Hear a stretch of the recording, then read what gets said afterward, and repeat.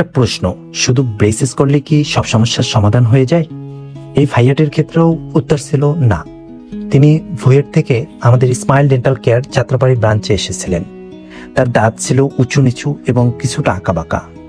শুধু তাই নয়, তার পাশের কয়েকটি দাঁত জন্মগতভাবে স্বাভাবিকের তুলনায় কিছুটা ছোট ছিল। তাই আমরা শুধু দাঁত সোজা করার পরিকল্পনাই করিনি, বরং চেষ্টা করেছি তার পুরো মুখের স্মাইলটাকে আরো সুন্দর, ন্যাচারাল এবং ব্যালেন্সড করে তুলতে। প্রায় 11 মাসের ব্রেসেস ট্রিটমেন্টের মাধ্যমে দাঁতগুলোকে সঠিক অবস্থানে নিয়ে আসা হয়েছে এবং স্মাইল ডিজাইনের মাধ্যমে তার ছোট দাঁতগুলোকে স্বাভাবিক শেপ ও সাইজ দেওয়া হয়েছে, যাতে পুরো হাসিটা আরো আকর্ষণীয় ও আত্মবিশ্বাসী দেখায়। আলহামদুলিল্লাহ, আজকে আমরা তার চিকিৎসা সফলভাবে সম্পন্ন করেছি।